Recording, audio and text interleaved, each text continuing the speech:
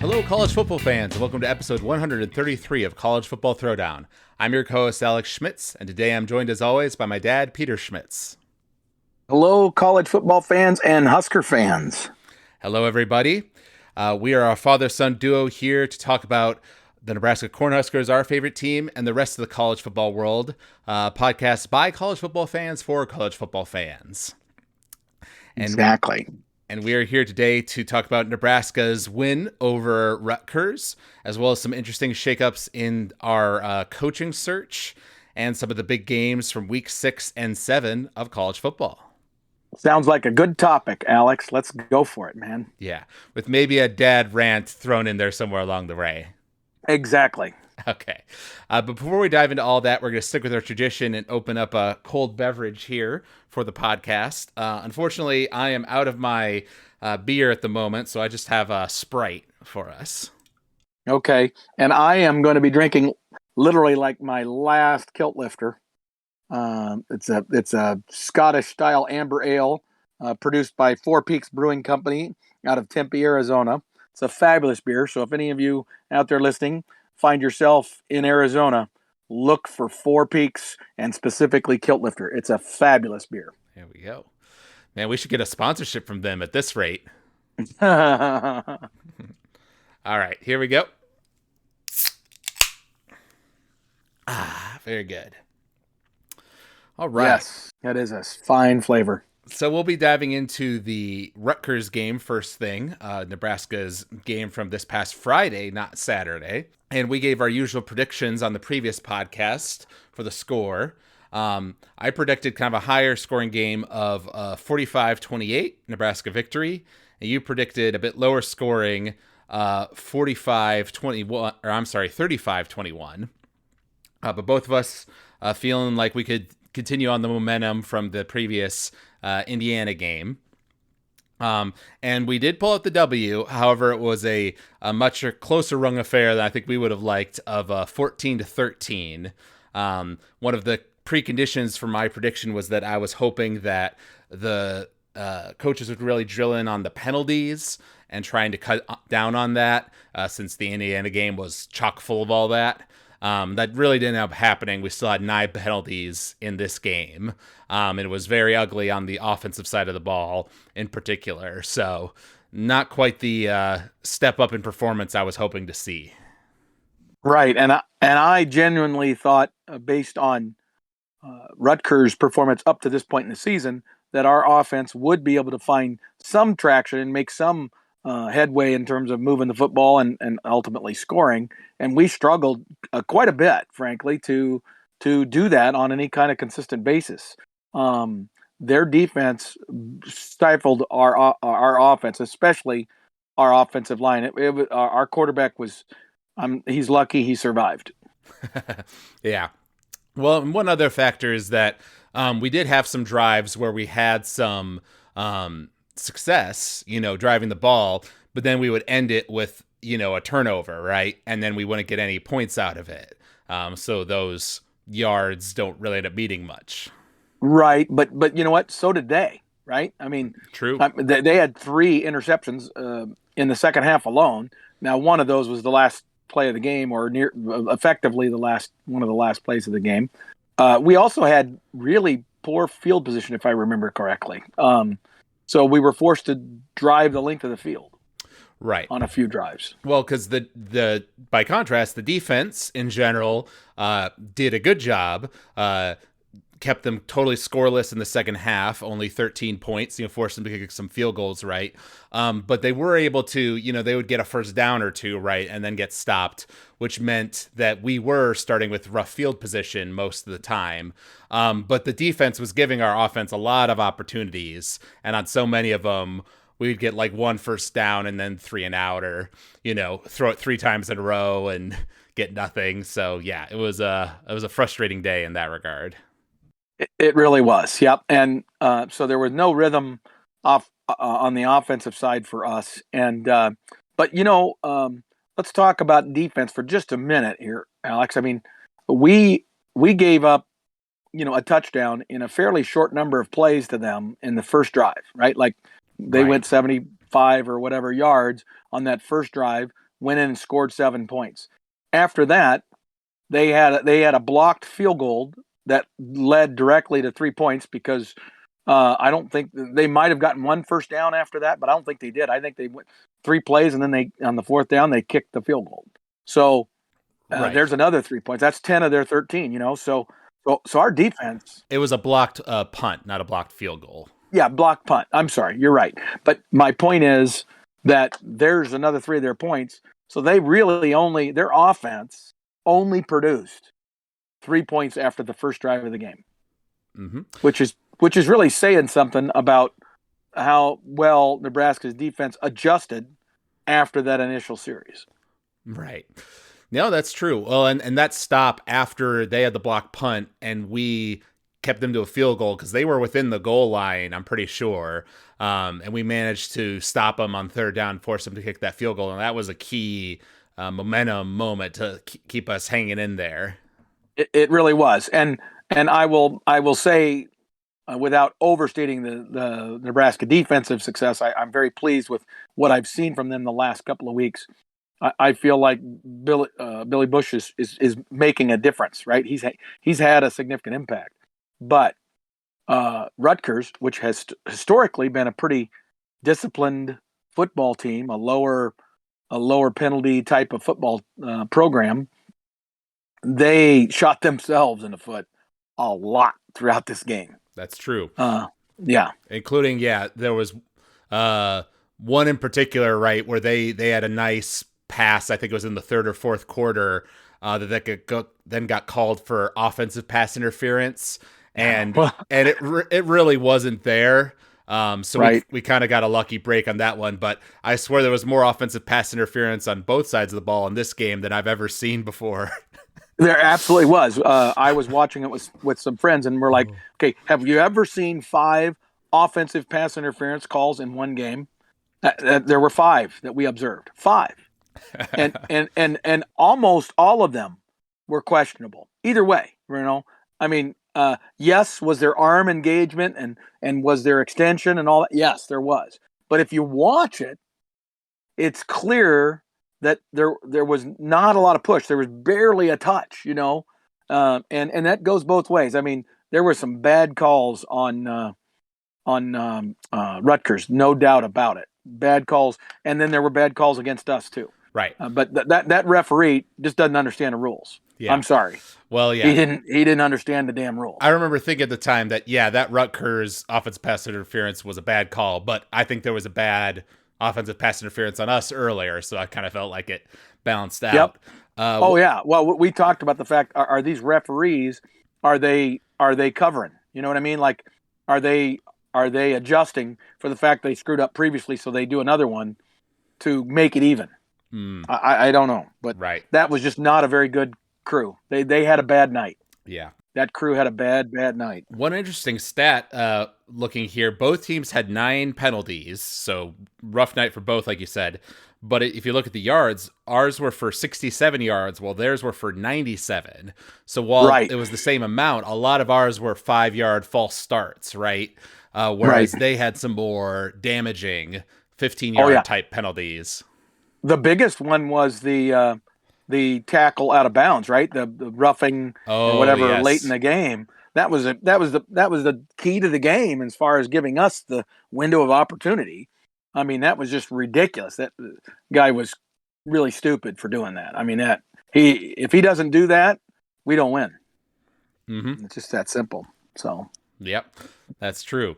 And once again, credit to the defense, right? When we got that turnover, finally late in the game, right? Then we get the ball, and I've talked in the past about how I've been frustrated, right? Where sometimes on first down, we go for this longer passing play instead of just getting a shorter, less risky call to just get some yards and get the first down, right? And we did that several times this game, and it didn't work. But then after that turnover, we come out, we throw a 30-yard pass to the end zone, and it's there, and it's an immediate touchdown, and we're up by 1 point. And that was a real knife in the back to Rutgers because it was like a 2-hit punch, right? They got the turnover and we immediately scored. Absolutely. And Trey Palmer, who caught that pass, ran a great route. I mean, he not hitched, but he just took a little sidestep and then just took off straight down the field. And I mean, it was there. It was a great throw. That was a great play. But you're right. I'm also not a big fan of doing that. Because frankly, I think we have done that so much. It's a tendency, right? If I'm a defensive coordinator, I pretty much know that if we come on quick change because we got a turnover, Nebraska's going to go for a big shot on the first play. Mm-hmm. It's like that's what we do. Yeah. And to me, that shouldn't be the case. You should be way more variable and unpredictable, and taking that big shot should be the rare occasion so that they can actually be on a percentage basis more effective, as opposed to doing it so many times with the first play of a series, and then it almost becomes predictable. Right. Another interesting stat is in terms of third down conversions, we were 5 of 14, while they were 4 of 16. And as a result of that, we are actually number 1 in the Big Ten on third downs on defense. Wow. they only convert 27.1% of the time. Well, we have played. If you look at the standings, we have played the worst teams in the Big Ten so far. So those stats don't mean squat. Okay. I know. But it's great to see that. That's just like the stat that says we're tied for the lead for the West Division, right? Hell, man, we're number 1 right now. Yeah. But no, I'm sorry. I'm going to tell you, I was disappointed in this performance. I was really hoping, frankly, expecting that our offense would have more success than we did. It frightens me how bad the offensive line played. I mean, it's just atrocious. Right. I can't believe that these guys who were highly recruited, I mean, some of these guys are 4-star players. All right. Now, granted, we got some walk-on, no names in that group too. But the ones that are highly rated are the ones that are just turnstiles. And it just blows me away how bad their feet are. Right. It's a joke. Yeah. Well, we complimented the offensive line a bit on the last week's podcast after the Indiana game, right? Because they did show some improvement, but we mentioned how this was a Greg Schiano coach defense, right? And it wasn't going to be as easy. And it definitely wasn't. Because like you said, felt like Rutgers guys were getting in the backfield almost every play, especially in the first half. Casey Thompson just constantly on the run, had to go out, into the injury tent again after getting sacked. Oh, he took a shot. I mean, a shot in this game. And I'm like, oh God, he ain't getting up. So you just can't do that. I mean, Thompson's not going to last many more games. We're going to end up playing a game without him real soon because he's getting the hell beat out of him. Right. So, and our left and right tackle have got to learn how to block. They've got to change their technique. Something has to happen because they're doing these stupid little short steps to the left, and a defensive end just simply runs around them. And if that happens once, okay, I get it. You're doing the short steps because you don't want the guy doing a swim move and going to your inside. And then they even have a shorter distance to the quarterback, right? So you got to protect your inside. I get that. All right. But when the guy can just flat out beat you to the corner every time he wants, even though that's what's coming because that's all he's doing. Okay. And he's tiny. He's given up 50, 60 pounds to you. You should be able to engage that guy and knock the shit out of him. Okay? I'm sorry. Make your steps bigger. Whatever it takes for you to move laterally faster, you've got to figure that out. Right. You just got to. Well, because right now, their footwork is horrendous. Well, and speaking of the Thompson, I really thought that after he threw the second interception in the game, that we were going to bring out Chubba Purdy as our second team quarterback on the next drive. And admittedly, it was one where we were backed up against the end zone, right, by a punt from them. And the last time we did that, Chuba Right. Purdy immediately got sacked and fumbled Fumbled. the ball in the end zone and gave Oklahoma a touchdown, right? Right. So I know Indiana, wasn't it? maybe, or yeah, you're right, it was Indiana. So Yeah. regardless, I know that was in the back of everyone's mind, but I'm like, well, Thompson's clearly not getting it done, right? And then Thompson does come out, immediately gets sacked. That's the one where he took that big shot, did go out, and we had Yep. Purdy in anyways. Right. But then Thompson came out as the quarterback in the second half, which surprised me. And that Right. drive was our That was great. only good, nice drive of the game, where we come out in the second half and Absolutely. immediately score 7 on them. Yep. So, and we don't want to delve too much into this one game. Bottom line is, like you said, it's a W. We won the football game. That shows a grit, a desire to fight for 60 minutes that we haven't seen in the Scott Frost era. So that's a great tip of the cap to Mickey in terms of what he's been able to get the team to fight. Okay, but it's still clear we are devoid of talent in some really important spots, and we've been able to overcome that for 2 weeks in a row. But now it's big boy football from here on out. Right. And we're going to be playing teams that are, number one, deeper than us. Their frontline people are more talented than ours. And so for us to hang with any of these teams that we have to play now, it's going to take a dramatic increase in our performance. Our defense, I think, is on a trajectory where we might be able to get into that mix with some of these middle of the road Big Ten teams that happen to be at the higher end of the West, like Purdue and Illinois and Wisconsin, Minnesota. I mean, those 4 teams. I really think Iowa.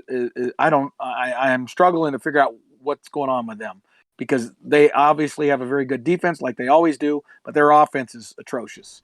And so the question becomes, are they ever going to get it together offensively? But Wisconsin definitely got it together. Some of these other teams, and Purdue seems to be the most balanced team, offense and defense, that I've seen in recent weeks. And Illinois also would be right there with them. So our next 2 opponents, frankly, are 2 of the most balanced teams in the West. Right. Well, one other thing to note about this Rutgers game is that it did finally break our streak of losing 1-score games, right? That was the Right. big talking point under Scott Frost. We lost so many in a row. So we finally won one of these close games. So we could put that in our cap at least. And two Big Ten victories in a row, which we hadn't done in quite some time. Yeah. And now, before we move on from this game, I guess this might be the spot where we would talk about. I was perusing, the bulletin boards and a little bit of social media, and apparently Dan Patrick, and I'm going to have to go and actually listen to what he had to say, brought it up on his show today about the unsportsmanlike behavior of the team after the victory. I just watched video of it, and I'm going to call Dan Patrick out and say, if he took time out of his 3-hour show on a Monday morning to talk about basically about a 25-second period of time when Nebraska players on their way to the locker room, which means they were walking past the end zone, one of the end zones that Rutgers uses, and it happens to be the end zone where the student section is, and there were some lingering students who were probably shouting some not so nice things to Nebraska players, and so the players decided to do a little celebratory dance for at most 20 seconds. Okay, and there were 5 or 6 of them. It's not like the whole team got and specifically got in the end zone and danced on Rutgers' name or anything like that. It's nothing like that. It was 20 seconds of about 5 or 6 players doing a little celebratory dance and maybe saying a few things back to the crowd who was still in the stadium. I don't care what they said. Okay, that is absolutely acceptable for a team who's celebrating a victory that has been hard fought, like like that one where we won late in the game and there was drama, right? And so for someone to say that's unsportsmanlike and, oh, how Nebraska's fallen, I'm calling out Dan Patrick and saying that's bullshit. Sorry for the French. All right. Yeah, I haven't seen the clip. I didn't really hear about this commotion, so I'm not sure who brought it up as a big deal in the first Right. place. But seems Well, but I usually respect Dan Patrick. I think he's a pretty good. I enjoy his program. But he's from Ohio. He's an Ohio State fan. He went to Dayton. I don't think he went to Ohio State. But for him to call Nebraska out for that, that's just way out of bounds. I mean, he's being a wuss. I could highlight Ohio State being asses and being unsportsmanlike way more than that. right. No, very true. Very true. Let he who is innocent cast the first stone, right? Exactly. Right. All right. So talking a bit about that Purdue game, right? Because that is our next upcoming game, and after that we have a bye week before we play Illinois. But Right. this is another away game, so we've got 2 back-to-back away games. And like you say, our schedule does play out kind of interestingly in that like the opponents kind of get progressively harder as we move along. And well, at least that's what you would say in a traditional year, right? Because usually like Wisconsin, Iowa, Minnesota, right? Those are the ones we'd be more scared of. But then in actuality, right, those teams have all kind of found ways to lose some games. And Purdue and Illinois are looking better than they have historically. And I happened to watch Purdue's the recap of Purdue's most recent game against Maryland from last week, which they won 31-29. It was at Maryland. And it was an interesting game in that Purdue actually did have, I think they had 3 turnovers, and then Maryland gave 1 back to them. So Purdue was -2, and was actually up. I believe it was 31, I guess 23 it must have been, because they had blocked an extra point of Maryland's earlier in the game. But there was only like a minute and a half left, and they let Maryland drive the ball down on them. So Maryland drove the ball down late, scored a touchdown, but then they had to go for 2 to tie it up and not just kick the PAT because the earlier PAT had been blocked, right? So that 2-point conversion gets stopped by Purdue. They win the game by 2, but it was a bit of a close call on their end. Right. Well, and the thing is, Maryland has a lot of talent, right? But because they reside in that Eastern Division, which right now clearly has the strength of the Big Ten in it, their record is not that great and probably won't be that great by the end of the season, even though they're a pretty talent-rich program. I mean, that quarterback is damn good for Maryland, and they got some other talent on that team as well. Now, Purdue, though, they're not a juggernaut. Like they're not dominant, but they're very good at everything they do, right? And that reflects their coach. I have great respect for that coach at Purdue, and they scare the bejesus out of me. I'll just say that right now. Right. Well, one thing I did, once again, it was just a quick recap of the game, so I didn't see the full breadth of it. But I did take note that they have some tight ends that are not fast, but they are big and they are powerful. So that's going to be a problem for us tackling them, I think. Well, and also they always have a big running back. That's kind of been his thing, and I don't know their running backs that well, but I guarantee you they're going to have some speed at running back, but then they're going to have a bruiser type guy, and maybe it's one of the tight ends this year, but they always integrate that into their scheme. And then he's been running this scheme for a long time. It's well established at Purdue, so our defense is going to be challenged in a way they have not been challenged since the Oklahoma offense probably. But I worry a little bit that our defense is not going to be able to do what it's done the last 2 weeks. That's not going to happen again. We're going to give up some more points. So our offense has to find a way. And this is where the challenge is that Purdue's defense is pretty damn salty. Right. Yeah, no, I agree. The real spotlight's going to be on the offense this week because the defense definitely bailed them out of the previous game against Rutgers, and a bit against Indiana as well. So we really need to figure some things out. I hope that they are giving some snaps to Chuba Purdy in practice, right? Because they have to know that Thompson is not going to be long term with us to the end of the season, right? So you got to be giving Purdy some snaps to get his confidence up, so that when we do bring him in, he doesn't just fold like a paper bag, right? We don't want that to Yep, happen. exactly. No, you're absolutely right. And in terms of scheming, how we're going to attack this Purdue defense, it's going to be tough because I think it's going to be very difficult with their defensive line for us to run the football against them, given how poor our offensive line is. And what that's going to require is, one thing that I think is pretty clear in the 3 games since Mickey has taken over as head coach is, one of the first things he did was simplify. He asked his assistant coaches to simplify so that the kids could get better at the things they do that were core, and that's fine. But now you got 2 or 3 weeks of film of Nebraska.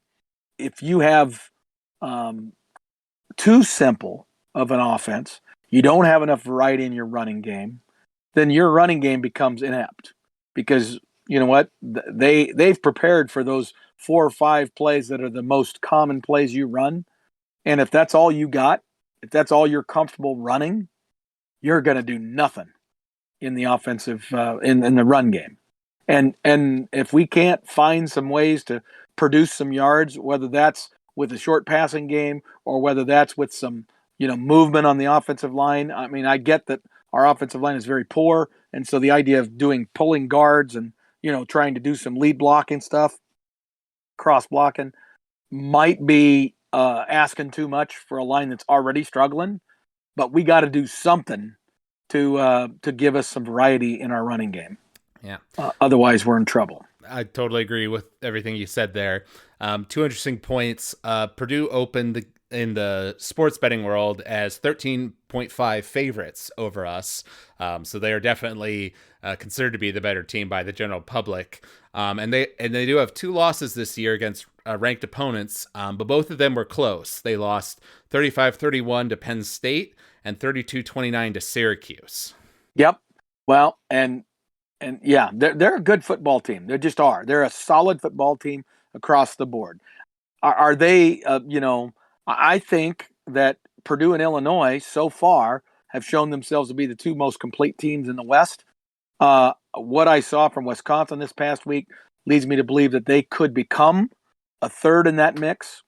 And I'm still unsure about Minnesota, but those 3 for sure. But I don't look at any of those and say, "Oh, gee, they're a threat to Ohio State." Right. I don't see that. Right. I would agree. So now we get to our predictions for this Purdue game. And I think I'm going to stick along your lines in that, I would feel differently if the offense made some steps forward in the game against Rutgers and we were having less penalties, right? Those are the 2 main things I was hoping to see, and I didn't see them. So because of that, I feel like I have to say that Purdue is going to beat us. I think given the turnovers that happened in the Maryland game, I think our defense is good enough that we'll get at least 1 turnover from them. But the question is, will our offense be able to capitalize on that opportunity? And will the defense tire out? I really felt like, the defense is going to tire out against Rutgers because they were, staying committed to a running game, right? And to their credit, we really didn't, because we were able to 3-and-out them so much, right, that the defense wasn't out on the field for too many extended periods. But I don't think that'll be the case against Purdue. So I'm going to predict that Purdue wins, and I will say it'll be 24 to 10 Nebraska. Okay. You know what? And it's generally a good assessment. I would kind of agree with a lot of the things that you said. I think, the path to Nebraska being victorious in this game is that our offense has to find some running plays on offense that can be effective. And that means some things that maybe we haven't shown. And you know, maybe we work on that this week and we come out with some new variety that we haven't seen.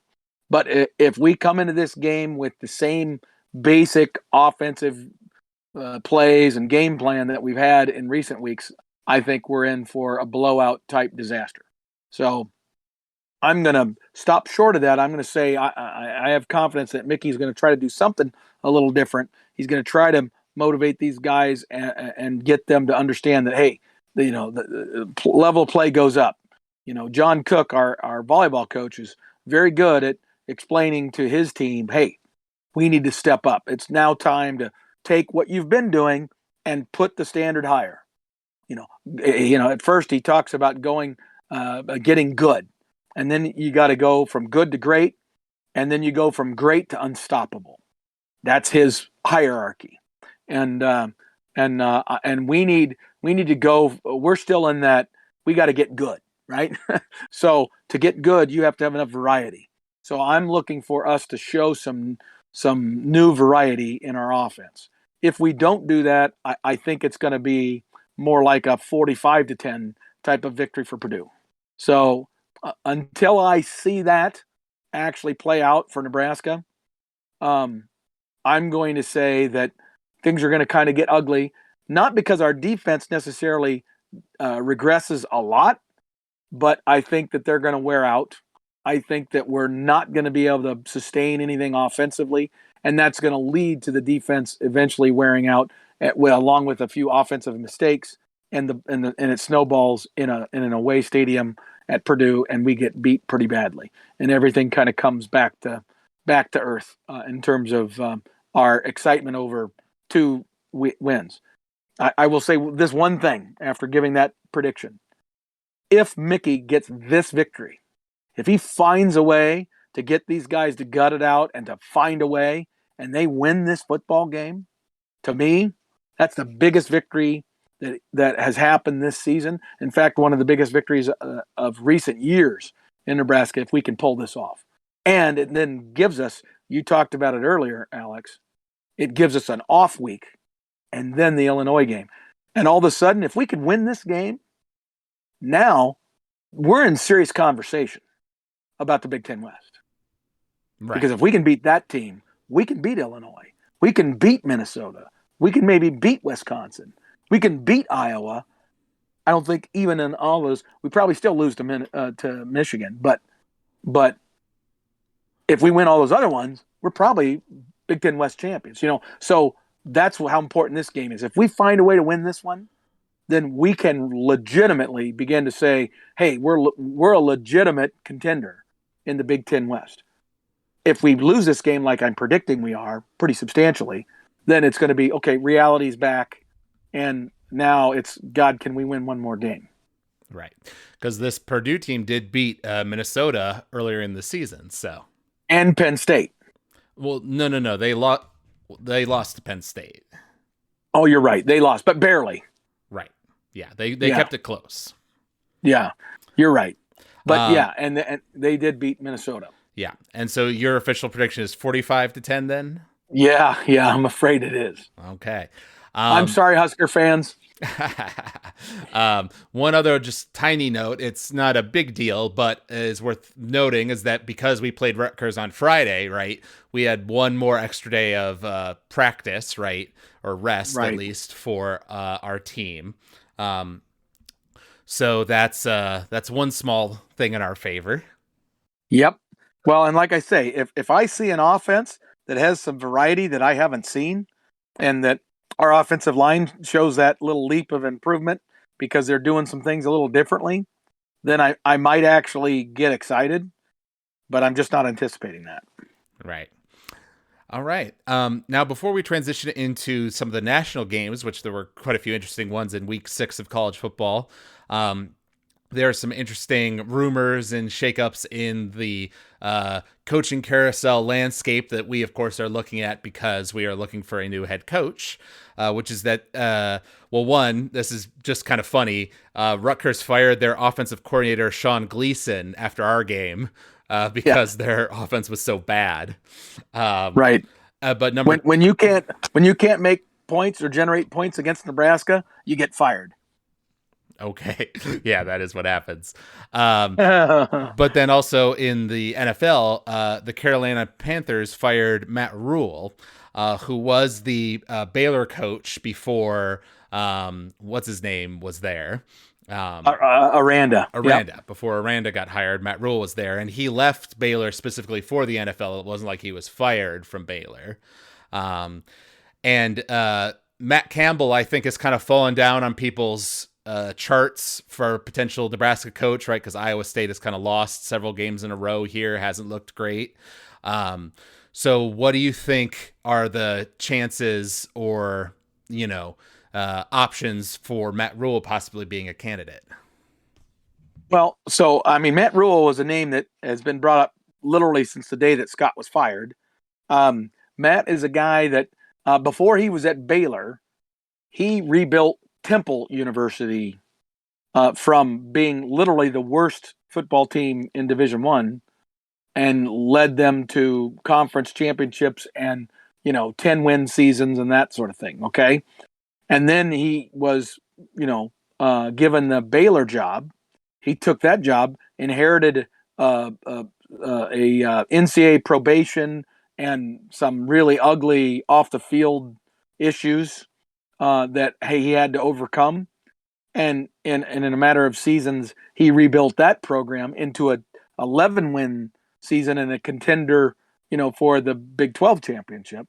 And then he was given the opportunity for Carolina, and he was wanting the opportunity to be an NFL coach. Now he's gotten to that NFL level, and he has not had success. Now, some would say, well, then he's not the guy we want because he sucks. He was terrible. But guess what? Nick Saban was horrible in the NFL. Urban Meyer was, who all kinds of people want to talk about, horrible in the NFL, just atrocious. I mean, just god awful. Bill O'Brien, who's another one of our candidates, horrible experience in the NFL, even though he had some good success as an assistant in the NFL and as a head coach at Penn State, right? So you begin to look at, over the years, there's been quite a number. Steve Spurrier, a guy who was tremendously successful at the collegiate level, goes to the NFL and falls on his face. It's not an uncommon thing. Yeah. So I could look at the Matt Rhule thing and say, okay, I'm going to give him a pass for his NFL performance, but I look at his collegiate performance and I like what I see, but he hasn't had a lot of time in the big time. He's been in Big 12, but he's not been in the SEC. He's got no time in the Big 10. So there's a little bit of gap there.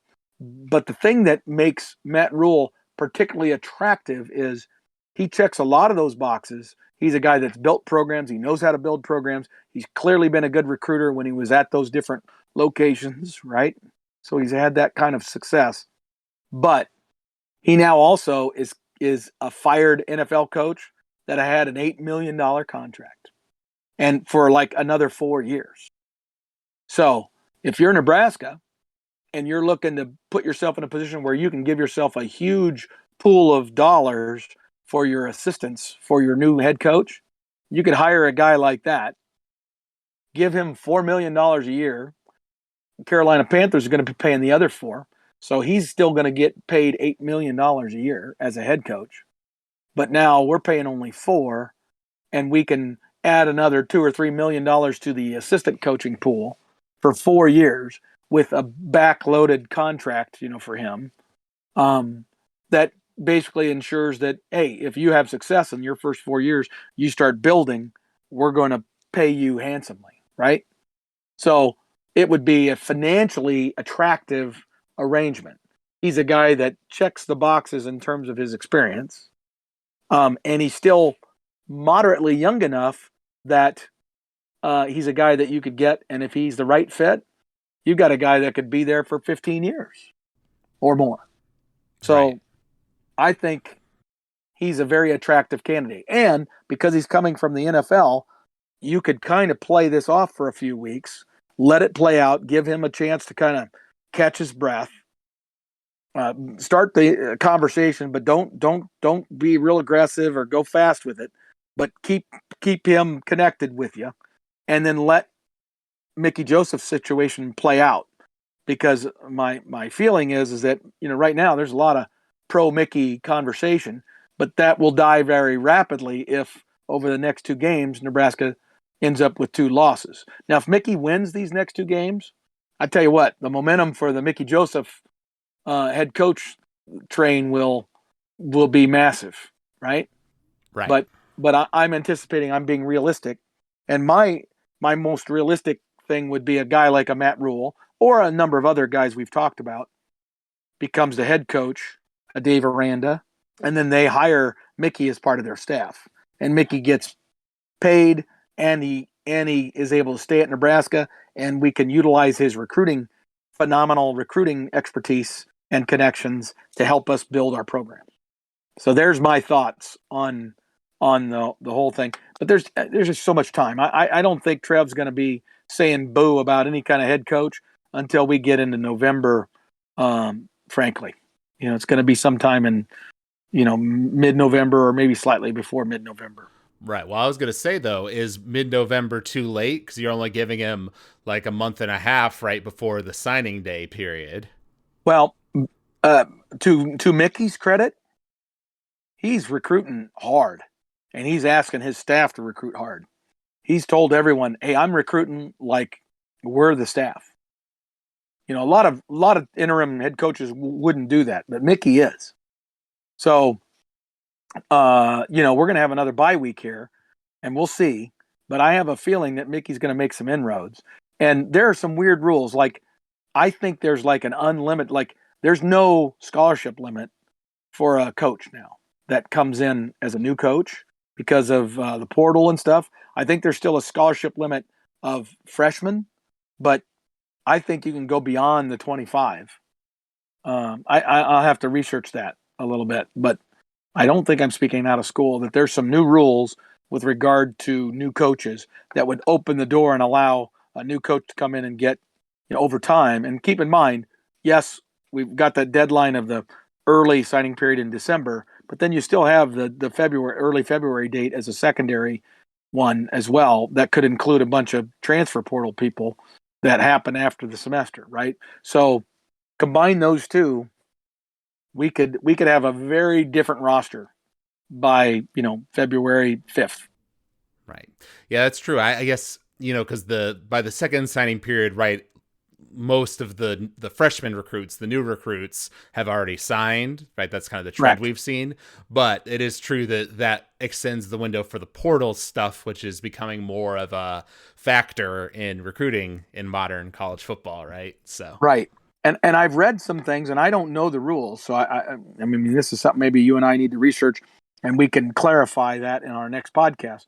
But I'm pretty sure that there are now some rules that say, hey, if you're a new coach, you're not restricted to the 25 scholarship limit when you're talking about portal. Mm-hmm. You can't have more than 25 freshmen, but you could go beyond that 25 in bringing people into the portal, because there's a recognition or an assumption that there would be a mass exodus as well, right, from Nebraska. Right. Yeah. In terms of Matt Rhule, personally, in the modern coaching landscape, I don't know if we could get away with paying a coach like him only $4 million, even with the money that he's getting from the NFL. But I do think that just having the fact that he was fired from the NFL and doesn't have a job right now, which means there'd be no buyout from Nebraska, right? Unlike if we went after a Dave Aranda or something like that, already makes him more attractive financially speaking. Exactly. And my point is that if you're Dave Aranda's agent, obviously you want to have your cake and eat it too. But if Nebraska gives him $6 million, then Carolina only pays $2 million. But if Nebraska gives $4 million, Carolina pays $4 million. So there's no incentive for in that conversation for them to talk unless Nebraska is going to give Rhule more than $8 million, which they're not for a recently fired head coach, right? So I think you immediately are in the conversation of, hey, let's play this game as best we can. And there are probably some rules about that. Like if they went too low, if they went to 2 million and made Carolina pay 6 million, there might be some lawsuit about that. I don't know what the contract language is, but the bottom line is I think there's some reasonableness in there. And you could say, hey, we were paying Scott Frost $4 million a year. We're paying our new coach $4 million a year. What's the problem? We could justify that in a court of law. You know what I mean? And then at Carolina, you made that commitment. We didn't. Right. And we're putting it on the back end because after 4 years, we'll know whether we've got a guy that we really like or not. So we're willing to pay him $8 million if after 4 years his performance says we want to give him that. Mm-hmm. So, I think there is some legalese shit that goes on there. Right. Yeah, we don't quite understand all that, but we'll see how it all plays out. Obviously, we'll keep an eye on the coaching carousel moving forward here into the season. Transitioning to week 6 of college football, we're going to kind of speed run through some of these, but we did give a prediction for 2 of the games, actually. One being Kansas versus TCU, a big matchup, ranked matchup in the Big 12. And we predicted that TCU would win. I said it would be 52-35. You said 42-28. And the final score ended up being 38-31. So still high-scoring game, but Kansas kept it closer than either of us were expecting. Right. Well, and Kansas did score later, right? So I think there was more of a separation with TCU and them until later in the game, and then Kansas pushed it and got close. I mean, I watched the recap, and I think TCU might have been ahead by 1 touchdown. They were ahead by 1 or touchdown, maybe 10 points at certain points, but it was never a massive lead. It was 31-31 for quite a while. You're right. No, it was never a massive lead, but I know that Kansas was the one that came on at the end of the game to score last. Am I not correct about that? Well, no, TCU scored last. It was did 30. They? Yeah, okay. It was 31-31, and TCU scored last to win the game. Oh, I guess I was thinking KU had come back. Okay. Yeah. My mistake. So the recap I saw of the game was very quick. So it just seemed like, kind of traditional Big 12, right? Lots of big passing plays, lots of offense on both sides. So good on obviously, like I expected TCU to win. I was impressed by their speed that they showed in their previous game. But good on Kansas for hanging with them, right? Absolutely. Because I genuinely thought that athletic difference would show up.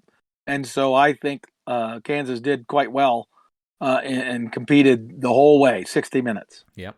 And you mentioned not being sure about Iowa earlier. They actually played against Illinois, our next opponent after Purdue. And Illinois won 9-6 in another classic Iowa football game, it would seem. Yes, exactly. I knew it was close. I didn't know it was like that. Yeah, no, yeah. I mean, I just assume it was a lot of field goals and, good defense being played, but not much offense, it would seem, on either side. So right. Yeah, it'll be interesting to see where Nebraska is as a team when we get to them. Because if our offense has managed to step it up, then I think we could really beat them. But as it is currently, I feel like they would kill Casey Thompson and put him on a spit. Exactly. I would agree.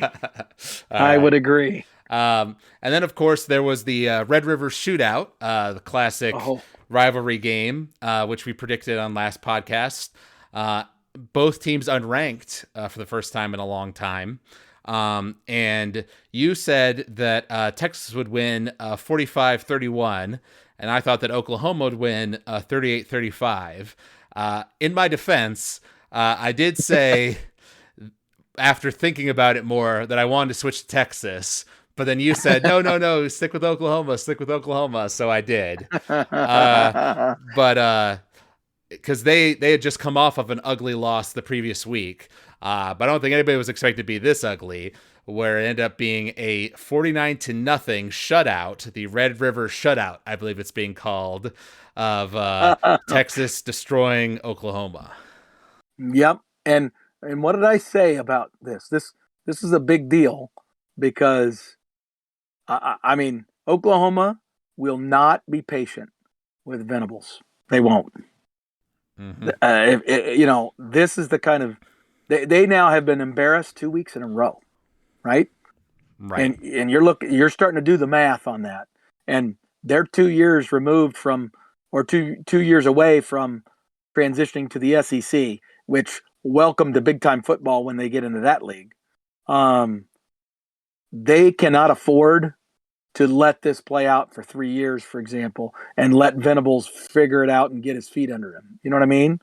So I that's where I'm now going to call it right now. My hot take, whatever you want to call it, is Venables is on the hot seat. If he doesn't get shit turned around here in the next 2 weeks, you're going to start hearing about him getting fired. Right. I've seen some people call it the Husker curse, the Nebraska curse this year, and that the teams that beat us then go on to lose afterwards, because it's happened to Northwestern, and now Oklahoma. Georgia Southern, Oklahoma. Yep. Oklahoma's lost. They lost to Kansas State. They lost to TCU. They lost to Texas. And now they have to play Kansas coming up here. Kansas that clearly has some talent. Right. Well, right, exactly. And if Kansas is able to win that game, that'll still be a big win for Kansas, no doubt. And that's a big loss for them, right? So, and that game is at Oklahoma as well. So a loss at home to Kansas would be really brutal for them. That would be if it happened. Yep. Yeah. I'm not as convinced as you, just because this is Brett Venables' first year. And I went on there's a Sooners Reddit, right? Like there's a Huskers Reddit that's for their sports. Sure. And I saw they called Lincoln Riley like the man who will not be named or something like that. And they were saying how, he took the best coaching talent, the best player talent with him when he left, so I think there's no love lost amongst the Oklahoma faithful for Lincoln Riley because of the situation they put him in. So they seem to be saying, when you're cutting him a break, when Bob Stoops took over, right, he had a really rough start at first too, but he turned it around. So I think they're preaching patience, and it is his first year, right? So it would be unusual. It would be unusual and very expensive to fire a coach of his caliber in year one because of the huge buyout it would require. You're right, but but they're falling off the map. This isn't they've taken a step back. They've been pushed off a cliff, and so it's going to be about the margin of victory or the margin of loss. That's going to matter. But you're right, and if you're hearing that from the Reddit folks, that's good. That means the Oklahoma faithful are showing patience and recognizing and writing off this year as, this is a transitional year. We're going to give Brent, some time to recruit his players and get his staff right and all that. And that's fine. But if not this year, then next year. But it would not surprise me if Oklahoma got really restless if this blowout scenario continues to play out. Mm-hmm. I think I saw a joke that because they were rotating a lot of quarterbacks in this game because nobody was doing well, and they were saying that the punter had the best throwing stats because they went for a fake punt and got it on one play. So yeah, it's rough in Norman right now. Of course, this is the same Oklahoma team that destroyed us. So I don't know what that says about Nebraska. Well, no, you know exactly what that says about us. Yeah, if they're a worm, we're a slug. I guess that's what it exactly. means. Yeah, exactly. All right. And then last game we'll talk about here is Alabama versus Texas A&M. This was at Alabama, and obviously has some interesting background connotations with kind of the bit of the spat that Saban and Jimbo Fisher had in the off season, right, where they Right. kind of had a little duel of words. And it ended up both being an Alabama victory, but a lot closer than they would have liked, of 24-20. And actually, Alabama had 4 turnovers in the game, missed 2 field goals, using their second team quarterback because Bryce Young has been injured earlier in the year. And A&M actually, there were only like 10 seconds left. And A&M was close to the end zone. They threw a pick into the end zone, right? It was like game over. But then there was a pass interference called on that play, which gave A&M a first down. And they were at And like the one more 2, shot. it was, like the 2-yard line, 3 seconds left. So they had one more shot. If they scored the touchdown, they just win the game, right? Because they're only down 4.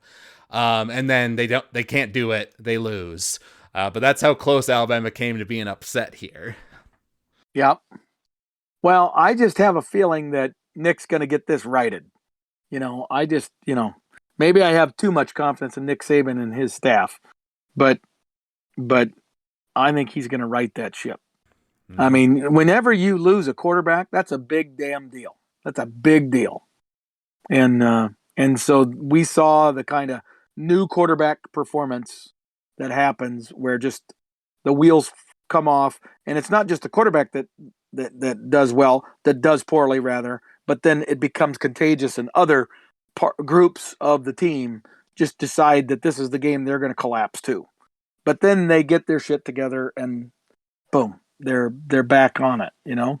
So it's classic Alabama. Somebody got close to them, but they still win.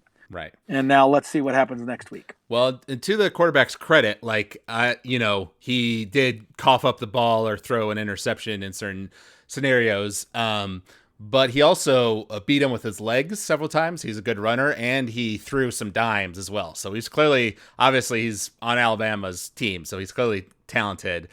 And I believe that Bryce Young, who did get hurt, it's not a season-ending injury, and I saw some speculation, or I think it was an article saying that Saban's hoping he'll play this weekend against Tennessee, Alabama's next opponent. So Young will be back. It's just kind of a question of when, and will he actually be effective, right? Right. So. Yep, I get it. Well, since Tennessee is having a good season, or a relatively good season, and that's a big game, I think if Bryce can be back, he's going to be back. You know what I mean? Like, they're going to do everything they can to make that happen. But even if not, this other very talented understudy is going to be in his second start, and he's going to look better. He's going to look more comfortable. Right. Speaking of that, moving ahead to the Week 7 games, one of the big ones is Alabama-Tennessee, which is at Tennessee. It's number 3 ranked Alabama versus number 6 ranked Tennessee, so very high-profile game.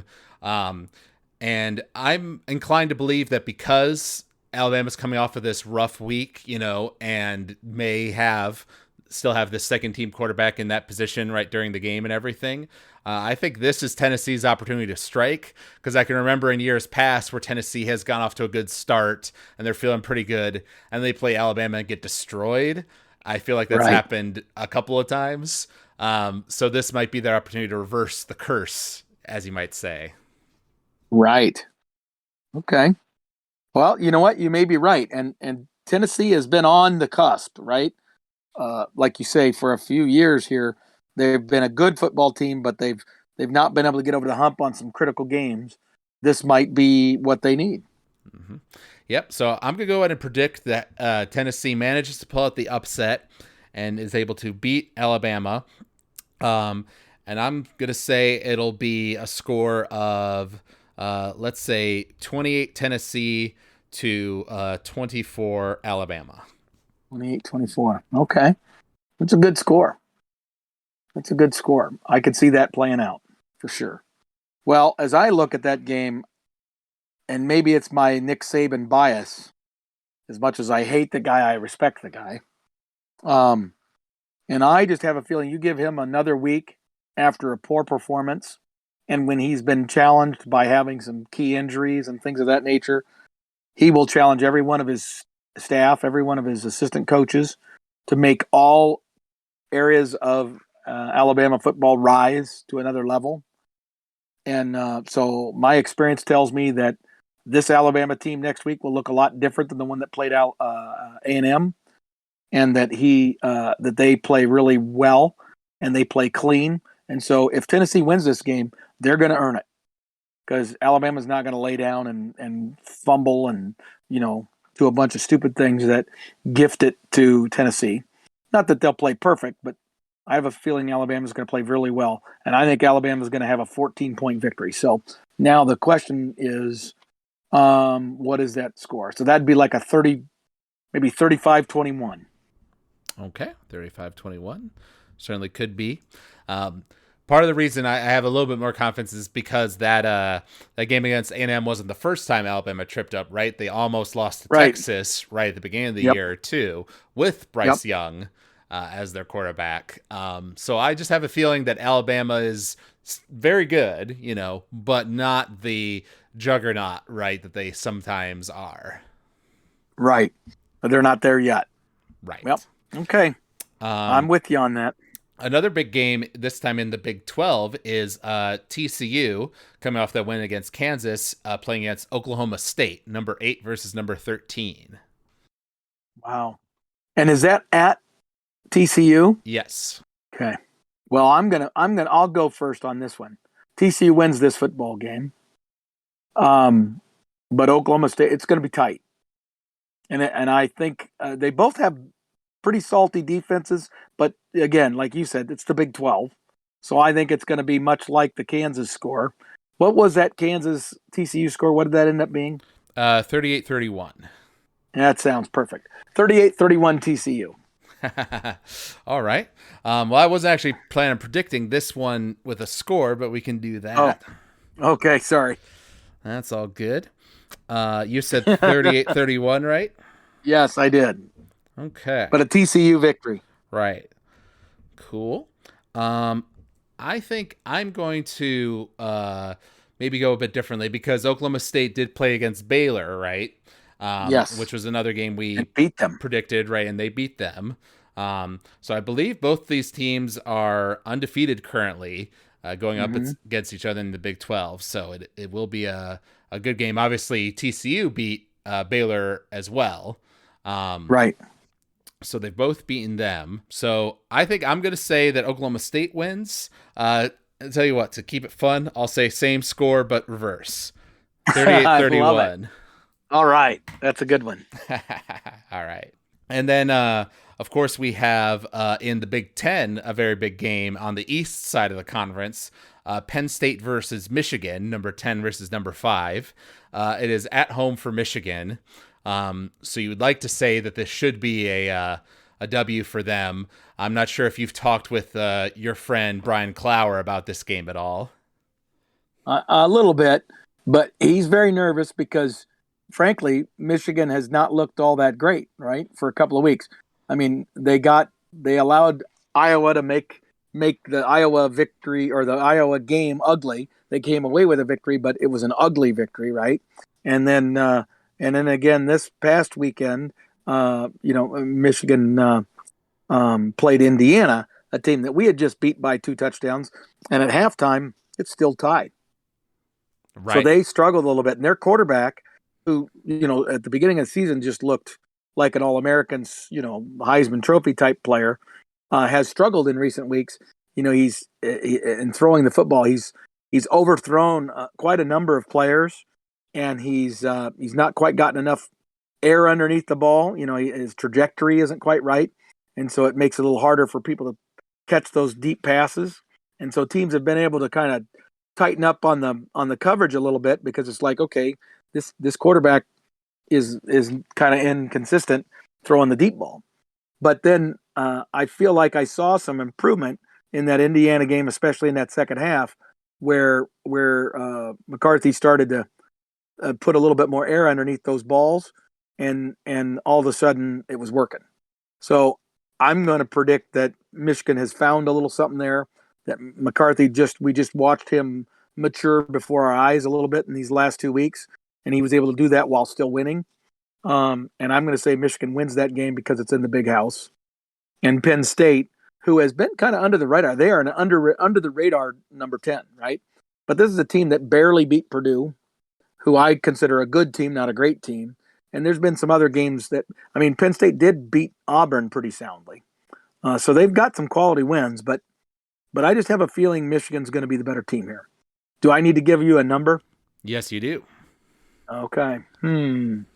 Okay. I'm going to say a little lower scoring than some of the other games we've been talking about. This is a Big Ten. So I'm going to say 31-24 Michigan. 31-24 Michigan. Okay. Interesting. So I was just doing some quick searching up, and you're right. Penn State did nearly lose to Purdue, and their last game, they beat Northwestern, but it was only 17-7. So kind of similar to Michigan, right? They haven't played any of the real top tier teams, right? Except for Auburn, who they did beat soundly, though Auburn clearly isn't one of the best in the SEC this year. Right. But that means they have a bye week, right? Correct. They're coming off of a bye week. So they've had 2 full weeks to prepare for this Michigan game. And get healthy. Right. So I think I'm going to predict that Penn State, because of that bye week and because of some of those struggles of Michigan that you mentioned, that they'll be able to pull out the upset and win in a close one. So I'm going to go with a bit lower scoring, and I think I'll say that Penn State wins in, let's say, 24-21 over Michigan. Wow. Okay. That's interesting. Yep. That could very well. I mean, that bye week definitely is a big advantage for Penn State. There's no doubt about it. They'll be able to bring some new wrinkles and stuff to Michigan that Michigan will not have been able to prepare for on film and things of that nature. That's what good coaching staffs do. But I still think the talent ratio or the talent level is still in favor of Michigan. So I'm comfortable with my pick. Fair enough. And I'm just going to mention a couple games here real quick. Really, we have great games in all of the conferences this week, so it's going to be a good weekend to watch some football. Because in the ACC, we have NC State going up against Syracuse, number 15 versus number 18, respectively. We also have number 4 Clemson going up against Florida State. And then in the Pac-12, we have number 7 USC versus number 20 Utah at Utah. So. Interesting. And USC seems to be flying under the radar again. I don't know how you do that at USC, but that's my perception, is that, they're not getting a lot of press. UCLA, frankly, is getting as much press as they are. And so it'll be interesting to see what they do with Utah, right? Because Utah just had a battle this past week. They played UCLA, did they not? They did. And UCLA beat them. Yep. So Utah's going to have their backs against the wall, and they don't win this game, they're kind of out of it. Mm-hmm. No, that's true. And looking at USC's schedule, you're right. They haven't really played against like the top tier teams, right? They did beat Stanford pretty soundly, Right. but then Washington. Right, they beat Washington State, and then they nearly lost to Oregon State. That was 17-14. So I think, they have some of the tougher teams on their schedule are in the second half of the year, kind of like us. So I think this is their time to really prove their mettle, as it were. Right. Or not. Yep. Right. Yep. So, what was the one that was, that you mentioned just before that? Clemson, Florida State. Nope. Before that. Oh, North Carolina State. Yes. Okay. That Syracuse, North Carolina State game. That's one to keep an eye on, because that North Carolina State coach is another one that kind of is in the outskirts, but certainly in the conversation of potential candidates for a Nebraska job. It wouldn't shock me if we made a run at a guy like that. Now, why would a guy leave in NC State and the ACC for the Big Ten? Well, the only thing I could argue would be because Nebraska could probably pay him a heck of a lot more than NC State could. And he would have the benefit of, the fan base and the support, the NIL support, and all that. And something we're going to talk about next week is, there was an announcement this week regarding a new NIL collective for Nebraska that could be quite significant for Nebraska athletes. And we'll get into that next week. Okay. Well, yeah, I hadn't heard about that, so that will be interesting to go over. So yeah, there's lots of exciting football this week, and obviously it's another critical week for us Nebraska fans. You know, we kind of said that the 4-game stretch, right, of Indiana, Rutgers, Purdue, and Illinois was going to decide kind of the season for us and Mickey Joseph's, you know, potential future as our head coach, right? And we're halfway there. We got 2 of them down, but we've got the 2 harder ones to come here. So right. We'll see how he goes. If Mickey goes 3-1 out of these 4, I say he's still very much in the hunt for the head coaching job, because that's a hell of a job, right? But I'm just not sure. 2-2, yeah. Thank you very much, Mickey. And maybe we find a way to try to offer you an opportunity to stay on staff, but not quite the head coaching choice, right? So I feel like these next 2 weeks are super critical for Mickey. Mm-hmm. I agree. So if you out there enjoy listening to this podcast, you can reach out to us at huskerpete13@gmail.com. You can also find us if you search for College Football Throwdown on Apple Podcasts or Spotify. You can leave us a rating or review there. We always love hearing from the fans, and we will read your feedback out on the air. So thank you out there for listening, and thank you, Dad, for joining me for this episode. And until next time, go Big Red. Go Big Red.